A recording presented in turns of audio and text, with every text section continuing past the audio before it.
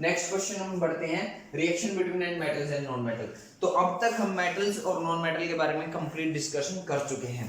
तो मैं अब आपको एक बात बताता हूं, जब भी आप किसी मेटल्स के इलेक्ट्रॉन्स को फिल करते हो, उनकी इलेक्ट्रॉनिक कॉन्फ़िगरेशन को लिखते हो, तो आप देखते हो उनके वैलेंस सेल में सबसे बाहर वाले सेल में या तो 1 इलेक्ट्रॉन आते हैं, या 2 इलेक्ट्रॉन आते हैं, या 3 इलेक्ट्रॉन आते हैं। और स्टेबिलिटी के रूल के अकॉर्डिंग वैलेंस सेल या तो कंप्लीटली वेकेंट होना चाहिए या कंप्लीटली फिल्ड होना चाहिए।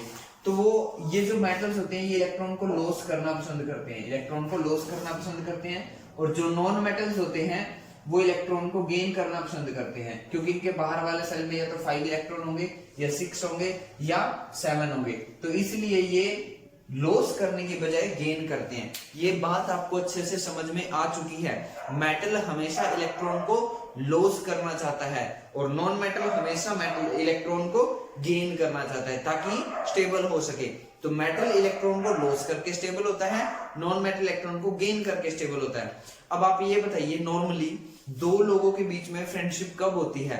जब दोनों से एक दूसरे की जरूरत को फुलफिल कर रहे हो। तो सिमिलरली यहां पर भी होगा। क्या होगा? मेटल चाहता है कि मेरे इलेक्ट्रॉन लॉस हो जाएं, और नॉन मेटल चाहता है कि कोई मेरे को इलेक्ट्रॉन दे दे। दोनों एक दूसरे की नीड को फुलफिल कर रहे हैं। मेटल अपने इलेक्ट्रॉन लॉस करेगा, और जो मेटल ने इलेक्ट्रॉन लॉस किए वो नॉन मेटल गेन कर लेगा। तो दोनों ने एक दूसरे की रिक्वायरमेंट पूरी की, तो दोनों एक दूसरे के साथ बॉन्ड बना सकते हैं। ये आपको अच्छे से समझ में आ गया होगा।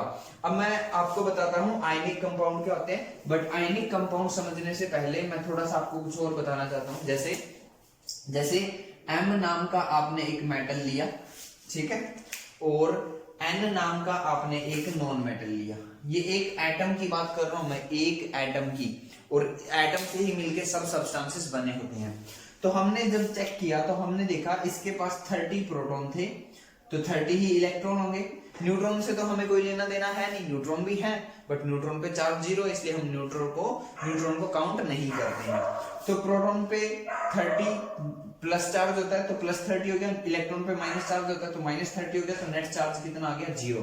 यानी अभी इस सिचुएशन में इस मेटल के पास कोई चार्ज नहीं है।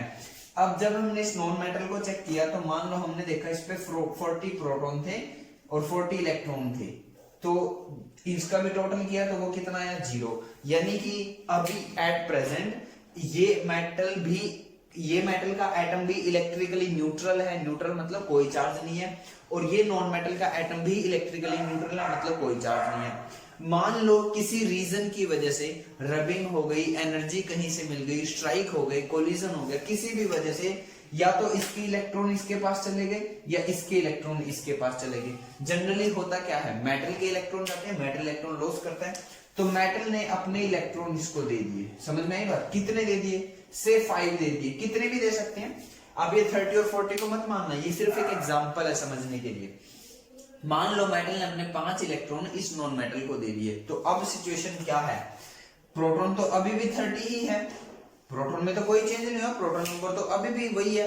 अब दूसरी बात की जाए तो इलेक्ट्रॉन कितने रह गए? पहले 30 थे, 5 जा चुके हैं, तो कितने रह गए? 25। तो देखो प्लस 30 माइनस 25, प्लस का 5 चार्ज आ गया ना इस मेटल पे। और नॉन मेटल के साथ क्या हुआ? प्रोटॉन तो अभी भी 40 ही है, लेकिन इलेक्ट्रॉन 40 पहले थे, 5 नए आ गए हैं, तो 45 इलेक्ट्रॉन हो गए। तो नेट चार्ज कितना आ गया? -5। तो आप क्या बात नोट कर रहे हो? इसने इलेक्ट्रॉन लॉस किए थे, ध्यान देने वाली बात है, मेटल ने अपने इलेक्ट्रॉन लॉस किए थे। तो जो लॉस करता है उस पर कैसा चार्ज आता है? पॉजिटिव। और नॉन मेटल ने इलेक्ट्रॉन गेन किए थे, तो उस पर कैसा चार्ज आता है? नेगेटिव। तो ये बात बिल्कुल थंब रूल है, ये बात हमेशा याद रखना। जो इलेक्ट्रॉन लॉस करता है उस पर पॉजिटिव चार्ज आता है, जो इलेक्ट्रॉन गेन करता है उस पर नेगेटिव चार्ज आता है। और प्लस और माइनस के बीच में क्या होती है? अट्रैक्शन। प्लस और माइनस के बीच में क्या होती है? अट्रैक्शन। इसलिए दोनों एक दूसरे के साथ एक बॉन्ड बना लेंगे, और उस बॉन्ड को आयनिक बॉन्ड बोलेंगे। जिस पे प्लस चार्ज आता है, जिस एटम पर प्लस चार्ज आ जाता है, उसको हम कटायन बोलते हैं। क्या बोलते हैं? कटायन। और जिस पर नेगेटिव चार्ज आ जाता है, उसको हम क्या बोलते हैं? अनायन। क्या बोलते हैं? अनायन। जिस पर पॉजिटिव चार्ज आ जाता है उसको क्या बोलते हैं? कटायन। और जिस पर नेगेटिव चार्ज आ जाता है उसको क्या बोलते हैं? अनायन। और प्लस और माइनस एक दूसरे को करेंगे अट्रैक्ट, तो इसलिए दोनों के बीच में एक स्ट्रॉन्ग बॉन्ड तैयार हो जाएगा। तो फिलहाल अभी आप इतना ही नोट कीजिए, जल्दी से इस वीडियो का स्क्रीनशॉट लो, फिर हम नेक्स्ट टॉपिक आयनिक कंपाउंड को स्टार्ट करते हैं।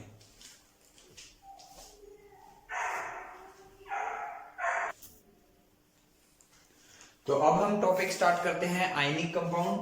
तो आयनिक कंपाउंड क्या होते हैं? Those compounds having ionic bonds are called ionic compound. जिन कंपाउंड्स में आयनिक बॉन्ड होता है उनको हम आयनिक कंपाउंड्स बोलते हैं।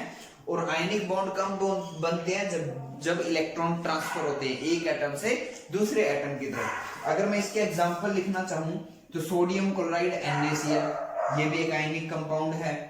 मैग्नीशियम क्लोराइड MgCl2, ये भी एक आयनिक कंपाउंड है। कैल्शियम क्लोराइड, ये भी एक आयनिक कंपाउंड है। Sodium oxide Na2 ionic compound है। मैग्नीशियम ऑक्साइड आयनिक कंपाउंड है। कैल्शियम ऑक्साइड ये भी एक आयनिक कंपाउंड है।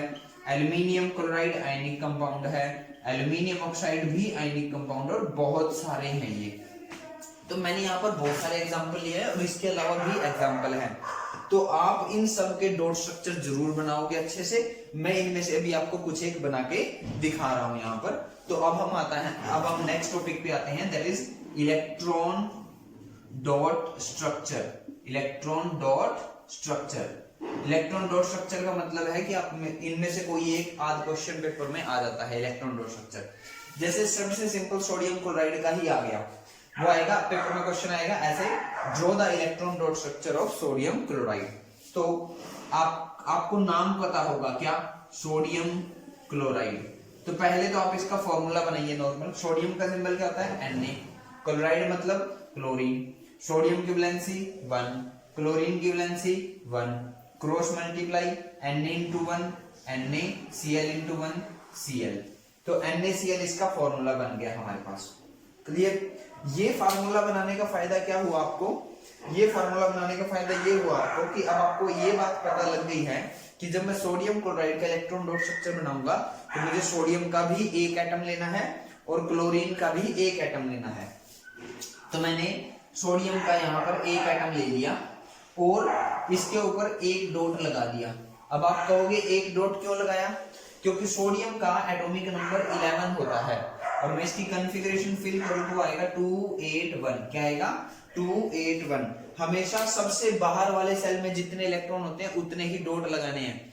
देखो टोटल इलेक्ट्रॉन तो 8 और 2 10 और 1 11 है, क्योंकि एटॉमिक नंबर 11 है। टोटल इलेक्ट्रॉन 11 है, बट हमें टोटल इलेक्ट्रॉन नहीं लिखने हैं, हमें सिर्फ वैलेंस इलेक्ट्रॉन शो करने हैं। तो वैलेंस इलेक्ट्रॉन शो कर दिए। अब दूसरा है क्लोरीन। क्लोरीन का एटॉमिक नंबर होता है 17। कॉन्फ़िगरेशन फिल करें तो आएगा, क्लोरीन का एटॉमिक नंबर कितना होता है? 17। फिल करें तो आएगा 287। तो बताओ मुझे यहाँ कितने शो करने हैं? 17 शो नहीं करने हैं, 7 शो करने हैं, वैलेंस इलेक्ट्रॉन शो करने हैं। अलग दिखाने के लिए मैं इनका सिंबल क्रॉस लिख देता हूँ। तो यहाँ पे मैं 7 क्रॉस बना देता हूँ। ये बना दिए हमने यहाँ पर 7 क्रॉस। देखो 1 2 3 4 5 6 7। समझ में आई बात? तो कितने डॉट या क्रॉस लगाने हैं? जितने वैलेंस इलेक्ट्रॉन है। अब ध्यान से सुनो, रूल क्या है स्टेबिलिटी का कि वैलेंस इलेक्ट्रॉन में या तो जीरो इलेक्ट्रॉन हो या पूरे 8 हो। तो इसको अपने बाहर वाले सेल में 0 करने के लिए और 8 करने के लिए क्या करना होगा? 0 करने के लिए 1 लॉस करना होगा और 8 बनाने के लिए 7 गेन करना होगा। कौन सा काम इजी है? 1 को लॉस करना। तो ये अपने इस 1 इलेक्ट्रॉन को इसको दे देगा, अपने 1 इलेक्ट्रॉन को इसको दे देगा। इसके साथ क्या हुआ? इसके साथ ये हुआ कि पहले इसकी कॉन्फ़िगरेशन 287 थी। तो अब आपको समझ में आ रहा है? देखो अब क्या हो गया, इलेक्ट्रॉन के ट्रांसफर होने से पहले सोडियम की कॉन्फ़िगरेशन क्या थी? 281। अब इसने जब अपना 1 इलेक्ट्रॉन ट्रांसफर कर दिया तो अब इसकी कॉन्फ़िगरेशन क्या बन चुकी है? 28। बाहर वाले में तो रहा ही नहीं, 0 हो गया स्टेबल। इसके साथ क्या हुआ? पहले क्या कॉन्फ़िगरेशन थी? 287। अब क्या होगी? 288। ये भी स्टेबल, तो ये भी स्टेबल, ये भी स्टेबल। और ये क्योंकि सोडियम ने 1 इलेक्ट्रॉन लॉस किया तो इसलिए सोडियम बन गया, 1 इलेक्ट्रॉन लॉस किया तो 1 पॉजिटिव, और क्लोरीन ने 1 गेन किया तो 1 नेगेटिव, और दोनों के बीच में एक बॉन्ड बन गया। और क्योंकि ये आयन के बीच में बॉन्ड है, आयन मतलब कटायन और अनायन के बीच में बॉन्ड है इसलिए इसको बोलते हैं आयनिक बॉन्ड, और क्योंकि इसमें आयनिक बॉन्ड है इसलिए इसको बोलते हैं आयनिक कंपाउंड। तो आई होप ये आपको सोडियम क्लोराइड का एग्जांपल समझ में आया होगा। जल्दी से इसे नोट करो, फिर हम एक दो एग्जांपल और ट्राई करते हैं।